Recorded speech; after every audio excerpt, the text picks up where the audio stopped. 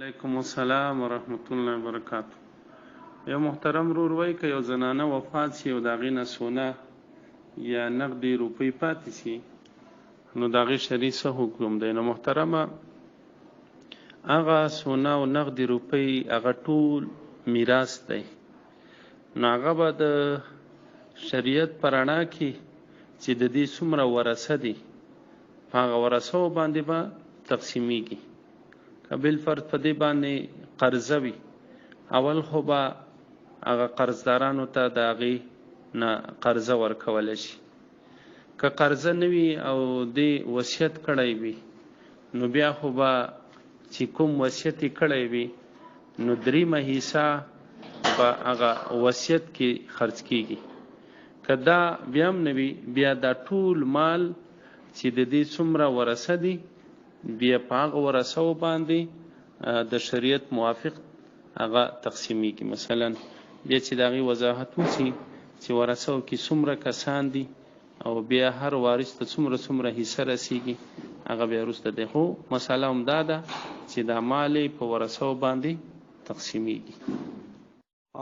ورثو کې چې دی خاوند یې وارث جوړېدلی شي او زوی، لور، مور او پلار، نو دا ورثه دی. بیا دې کې نور تفصیل چې مثلا چې زامن او اولاد وي دا خویند هم په ورثو کې راځي، بیا ورپسې ورونه هم په ورثو کې راځي.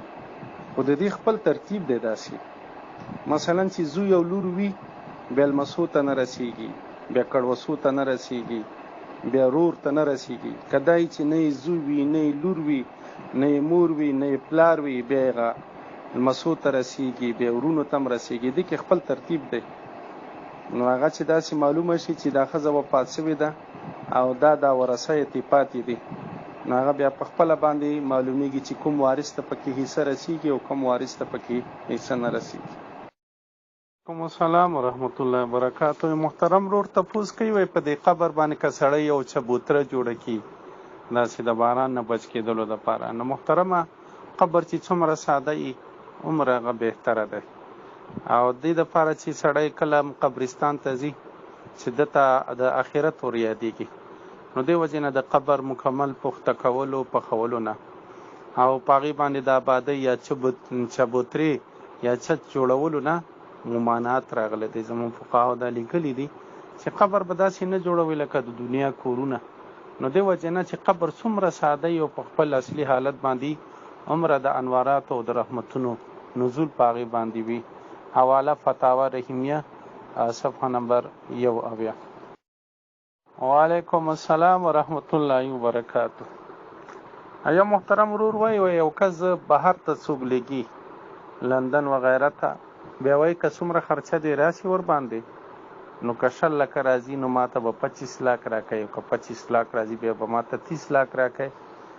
نو محترمه اوله خبره خو دا ده چې په داسې په غیر قانوني طریقو سره د یو سړي لیږل چې هلته د مرګ خطره وي، هلته د انسان د عزت نفس د مجروحه کېدلو خطره وي، نو شریعت د هغې چې دی دغه جواز لاره نه ورکوي.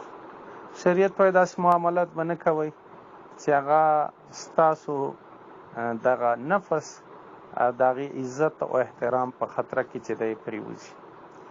دویم مسله دا ده چې یو سړی د یارې کفر ته لیږي، بیا خاص کر نن سبا نوجوانان ځي اول ته په لویو ګمراهیو کې ګناهونو معاصیو کې مبتلا سي، نو دې وجې نه د دې سړي مور سره په هغه ګناه کې برابره حصه وي.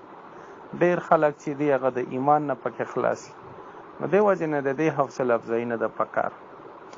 درېمه مسله دا ده که داسې دا سړی لیږي او په دې باندې دی خرچه کوي او زیاتې پیسې غواړي، نو دا زیاتې پیسې چې دي دا د ده دپاره اخیستل جایز نه دي. اول دا معامله جایز نه ده، دا چې دی پیسې ورکوي په کوم حساب باندې ورکوي. که دی چې دی قرض یې ورکوي ټیک ده چې دی پیسې ورکړي چې دی څومره ځي هلته یې خرچه کېږي، نو هغه پیسې دا سړي ته دی قرض ورکوي، نو د قرض ورکول خو بیا چې جایز دي، خو چې بیا څومره پیسې ورکړي دي عمره پیسې به دی واپس اخلي. دا به نه چې دی وایي چې په دې باندې زما تا ته زه 15 لکه درکم بیا به 10 راکوي، که 10 درکم 40 به راکوي. نو چې څومره زیاتي اخلي نو هغه په سود کې راځي او ناجایز دی. وعلیکم السلام ورحمت الله. محترم ورور وایي 4 رکعات مې په 4 رکعاته فرضو کې ډک کړی دی. نو محترمه دا عمل خلاف اولاد دی، نور نه په دې سره موږ ته څه کراهت راځي او نه چې دی دې باندې سجده سهوه چې دی هغه واجبي کې نو مونځ دې شوی دی، څه نقصان پکې نشته.